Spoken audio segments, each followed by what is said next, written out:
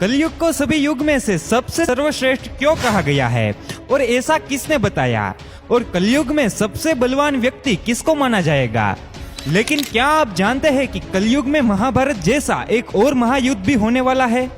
तो चलिए जानते हैं इस वीडियो में, तो वीडियो को अंत तक जरूर देखें। दोस्तों, हमारे सनातन धर्म में समय के कालखंड को 4 युग में बांटा गया है, सतयुग, त्रेता युग, द्वापर और कलयुग, जिसमें कलयुग को मानव जाति के लिए सबसे श्रापित युग कहा गया है। कहा तो यह भी जाता है कि जैसे जैसे कलयुग अपने चरम पर पहुंचेगा, हमारे समाज की हालत बद से बदतर होती जाएगी। लेकिन आपको जानकर हैरानी होगी, प्राचीन समय में एक ऐसे महर्षि भी थे जिन्होंने कलयुग को सभी युगों में से सबसे सर्वश्रेष्ठ युग बताया। तो दोस्तों, कौन थे वो महर्षि, क्यों उन्होंने कलयुग को सबसे सर्वश्रेष्ठ बताया और उनके ऐसा कहने के पीछे क्या तर्क था? तो दोस्तों, यहाँ सबसे पहले तो आप यह जान लीजिए कि हम जिस महर्षि की बात कर रहे हैं उनका नाम है महर्षि वेदव्यास। उन्होंने ही कलयुग को सभी युगों में से सबसे सर्वश्रेष्ठ युग बताया है। दोस्तों, इससे जुड़ी कथा का वर्णन आपको विष्णु पुराण के 6ठे अंश के अध्याय 2 में मिल जाएगा। कथा के अनुसार एक बार ऋषियों की सभा में चर्चा हो रही थी कि कौन सा युग सबसे सर्वश्रेष्ठ है। कोई सतयुग, कोई त्रेता युग, तो कोई द्वापर को श्रेष्ठ बता रहा था। सभा किसी भी युग की श्रेष्ठता को लेकर एकमत नहीं हो पा रही थी, जिसके बाद सभी ऋषिगणों ने मिलकर यह फैसला किया कि वे इस समस्या के समाधान के लिए महर्षि वेदव्यास के पास जाएंगे। जब सभी ऋषिगण महर्षि वेदव्यास की कुटिया के समीप पहुंचे तो उन्होंने देखा कि महर्षि वेदव्यास गंगा में डुबकी लगाकर ध्यान धर रहे थे। इसीलिए अब सभी ऋषि प्रतीक्षा करने के लिए वही नदी के तट पर एक वृक्ष के नीचे बैठ गए। कुछ समय बाद महर्षि व्यास ध्यान से उठकर जल में खड़े हो गए और फिर उन्होंने जल में डुबकी मारी और ऊपर आने पर युगों में कलयुग, वर्णों में शुद्ध और इंसानों में स्त्री श्रेष्ठ है ऐसा जपने लगे। महर्षि को ऐसा करते हुए देख यहाँ ऋषिगण कुछ समझ पाते उससे पहले ही व्यास जी फिर डुबकी मारते हैं और ऊपर आकर कहने लगे, शूद्र तुम श्रेष्ठ हो, तुम ही धन्य हो। अब सभी ऋषिगण एक दूसरे की तरफ आश्चर्य से देखने लगे। वे कुछ कहते तब तक वेदव्यास जी गंगा में तीसरी डुबकी लगाते हैं और वो ऊपर आकर झपने लगते हैं। स्त्रियां ही साधु है और उनसे धन्य कोई नहीं। गंगा तट पर वृक्ष के पास बैठे हुए सभी ऋषिगण महर्षि व्यास के इस व्यवहार पर आश्चर्यचकित होकर आपस में बात करते हुए कहने लगे कि अब तक तो हम लोग ने सुना था कि युगों में कलयुग श्रापित युग है और जातियों में ब्राह्मण ही श्रेष्ठ है। तो फिर व्यास जी, ये आप कौन सा मंत्र जप रहे हैं? सर्व ऋषि इस पर सोच विचार कर रहे थे। तभी व्यास जी नदी से बाहर निकलकर अपनी कुटिया में चले जाते हैं। व्यास जी को कुटिया में जाता हुआ देखकर सभी ऋषिगण भी उनके पीछे पीछे जाते हैं। जिसके बाद व्यास जी अपनी कुटिया में आकर सभी ऋषियों का स्वागत करते हुए पूछते हैं, कहे ऋषिगण, आज आप सबका मेरे यहाँ कैसे आना हुआ? जिस पर ऋषियों ने कहा, महर्षि, हम आपके पास एक समस्या के समाधान के लिए आए थे, लेकिन यहाँ आप नदी में डुबकी लगाते समय इस मंत्र का जाप कर रहे थे।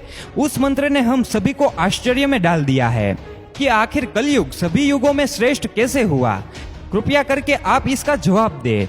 ऋषियों की बात सुनकर व्यास जी ने कहा, हे ऋषिगण, इसमें आश्चर्य की क्या बात है? मैंने जो भी कहा सत्य कहा।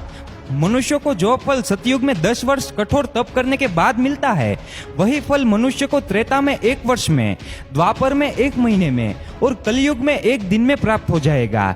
इसी तरह जो फल सतयुग में त्याग, त्रेता में यज्ञ, द्वापर में देवार्चन से प्राप्त होता है, वही फल कलयुग में मनुष्य प्रभु के भक्ति और कीर्तन मात्र से प्राप्त कर लेगा। दरअसल कलयुग को यह वरदान प्राप्त है कि कलयुग में केवल श्री हरि का नाम जपने मात्र से ही जीवन का कल्याण सुनिश्चित है। उसे मुक्ति के लिए अन्य किसी भी साधन की आवश्यकता नहीं है। इसी वजह से मैंने कलयुग को श्रेष्ठ कहा। इतना सुनने के बाद सभी ऋषिगण आगे वेदव्यास जी से कहते हैं, महर्षि, आपने नदी में दूसरी डुबकी लगाते वक्त कहा था कि कलयुग में शूद्र ही श्रेष्ठ है। आखिर यह संभव कैसे है? समाज का सबसे निम्न वर्ण कैसे श्रेष्ठ हो सकता है? इस पर वेदव्यास जी कहते हैं, पहले ब्राह्मणों को ब्रह्मचर्य का पालन करना होता है, जिसके बाद वे अनुशासन एवं धर्म की मर्यादा में रहते हुए वेद शास्त्रों एवं मंत्रों का अध्ययन करते हैं और इसके बाद ही वे अन्य वर्णों को मार्गदर्शन के लिए उन्हें धर्म ज्ञान देते थे। इस तरह से प्रत्येक ब्राह्मण अपने कर्तव्य का निर्वहन करते हुए उच्च पद को प्राप्त होते थे। लेकिन कलयुग में ब्राह्मणों में ये सभी गुण देखने को नहीं मिलेंगे, इसीलिए वे सभी उच्च पद को प्राप्त नहीं होंगे। लेकिन शूद्र में पहले से ही ब्रह्मचर्य और शास्त्रों के अध्ययन का नियम लागू नहीं होता है। इसीलिए कलयुग में जो शूद्र होंगे वो अपनी सेवा भाव के बल पर उच्च पद को प्राप्त करेंगे। इसीलिए मैंने शुद्ध को कलयुग में सभी मनुष्यों में श्रेष्ठ कहा है। अब सभी ऋषिगण वेदव्यास जी से स्त्रियों के बारे में पूछते हैं, क्योंकि वेदव्यास जी ने नदी में तीसरी डुबकी लगाते हुए कहा था, स्त्रियां ही साधु है।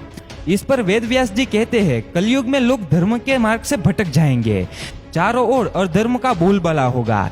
कलयुग की स्त्रियां अपने परिवार एवं पति के लिए समर्पित नहीं रहेगी। ऐसे में कलयुग में जो स्त्रियां अपने मन, वचन और कर्म से अपनी सेवा भाव के जरिए अपने परिवार और अपने पति के प्रति समर्पित होगी, उसे ही परम पद की प्राप्ति होगी। और यहाँ उन स्त्रियों को मैंने साधु के समान धर्म पूर्वक कर्म करने वाला कहा है। दोस्तों, कथा के अनुसार महर्षि वेदव्यास जी यही नहीं रुके, वे आगे कहते हैं, जो पुरुष कलयुग में अपनी गुण रूपी जल से अपने समस्त दोषों को धो डालेगा, वो पुरुष कलयुग में श्रेष्ठ पुरुष कहलाएगा। इसीलिए हे मुनिगण, कलयुग वासियों के लिए यह मेरी सलाह है कि अगर वे अपने जीवन को सफल और सुखी बनाना चाहते हैं तो सदा श्री कृष्ण रूपी हरि का नाम जाप करना होगा। अगर वो ऐसा करते हैं तो कलयुग के बाद यानी कि अपनी मृत्यु के बाद वे वैकुंठ धाम में स्थान प्राप्त करेंगे।